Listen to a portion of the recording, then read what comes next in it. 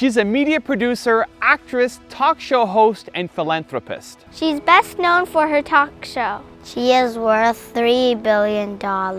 She's Oprah, and here are her top 10 rules for success.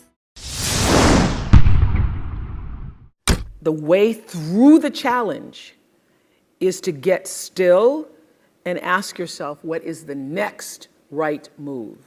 Not think about, oh, I got all of this stuff. What is the next right move? And then from that space, make the next right move and the next right move.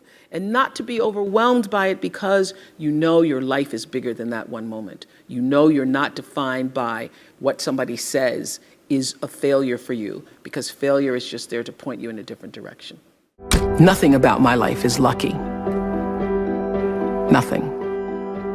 A lot of grace, a lot of blessings, a lot of divine order, but I don't believe in luck. For me, luck is preparation meeting the moment of opportunity. There is no luck without you being prepared to handle that moment of opportunity. And so what I would say for myself is that because of my hand and a force greater than my own, I have been prepared in ways that I didn't even know I was being prepared for. And the truth is, for me and for every person, every single thing that has ever happened in your life is preparing you for the moment that is to come. You don't have to hold yourself hostage to who you used to be or anything you ever used to do. Because who has lived and hasn't made mistakes? When I think about my 20s and what a foolish girl I was and how I would give over my power to men who really didn't mean me well, but now I hold no grudges against them either, because I realized I'm the one who gave over the power because I didn't know any better. And now that I know better, I know I don't have to do that again. It's one of the most powerful lessons any of us can ever know.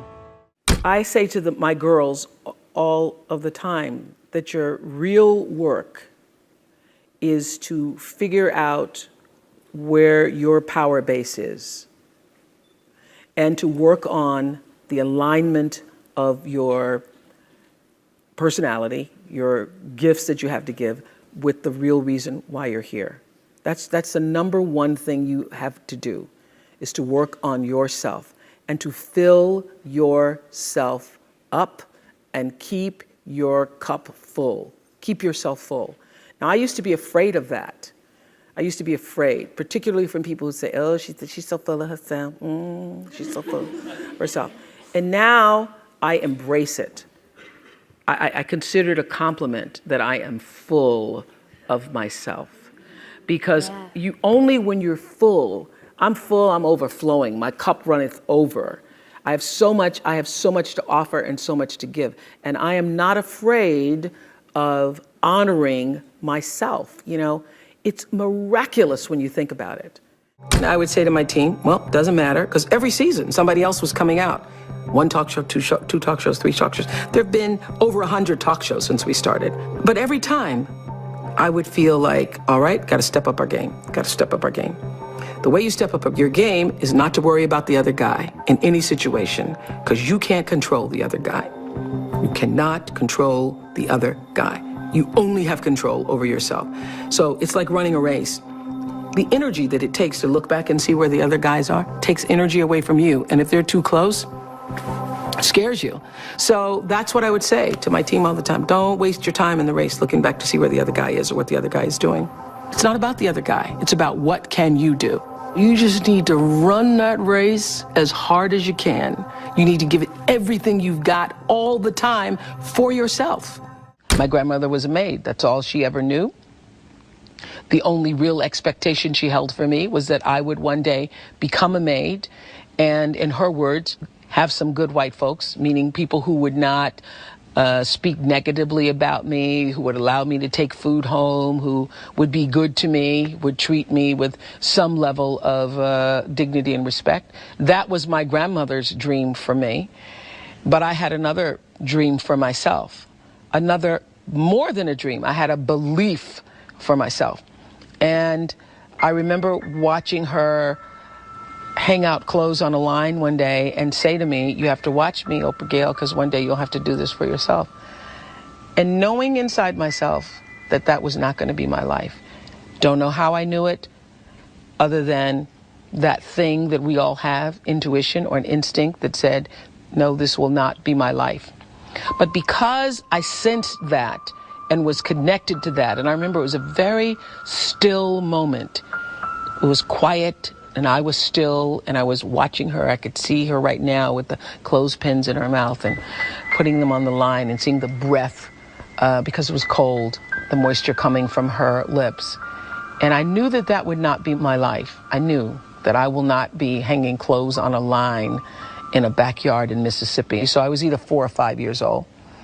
And that belief that that would not be my life is what I held on to for the longest of times. I just, no matter what, believed that there was something bigger, greater, more for me. I always understood that there really was no difference between me and the audience. At times, I might have had better shoes, but at the core of what really matters, that we are the same. And you know how I know that? Because all of us are seeking the same thing. You're here at this fabulous school, and we'll go out into the world and each pursue based upon what you believe your talents are, what your skills are, maybe your gifts are, but you're seeking the same thing.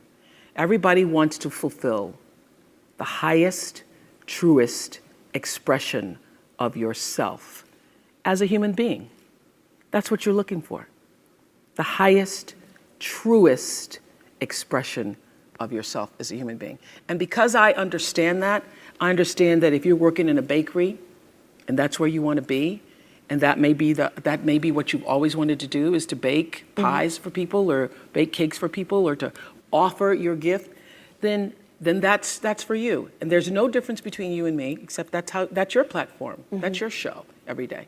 So my understanding of that has allowed me to reach everyone. To reach everyone. And there's no way that you wouldn't, because that's what I truly feel. A lot of people don't know their purpose. And if you don't know your purpose, your immediate goal is to figure that out, because otherwise you're just wandering around here. So the moment you can figure out what it is you're supposed to be doing, the sooner you are able to get about the business of doing that. My life is fueled by my being, and the being fuels the doing. So I come from a centered place. I come from a focused place. I come from compassion. It's just my nature. I come from a willingness to understand and to be understood. Right. And I come from wanting to connect. I mean, the secret of that show for 25 years is that people could see themselves in me. All over the world, they could see themselves in me. And even as I became more and more financially successful, which was a big surprise to me, I was like, oh my God, this is so exciting. You mean you got more than that 30,000? I got more than 30,000 by the time I was 30. But what I realized is, through the whole process, because I'm grounded in my own self, that although I could have more shoes, my feet stayed on the ground, although I was wearing better shoes. These are kind of cute today, too. So I could keep my feet on the ground, even though I could get more shoes. And I could understand that it really was because I was grounded. I've done was doing and continue to this day to do the consciousness work. I work at staying awake. Dear, beautiful, brown-skinned girl. And I use the word beautiful because I know that's never a word you would call yourself. I look into your eyes and I see the light and hope of myself. In this photo, you're just about to turn 20, posing outside the television station where you were recently hired as a reporter. You look calm. You look happy. But I know how scared you are. If I could say anything to you, it would be, relax. It's gonna be okay, girl. Thank you guys so much for watching. I made this video because Valerie Brown asked me to. So if there's a famous entrepreneur that you want me to profile next, leave it in the comments below. I'll see what I can do. I'd also love to know which of Oprah's top 10 rules you connected with the most. Leave it in the comments and we're gonna join in the discussion. Thank you so much for watching. Continue to believe, and I'll see you soon.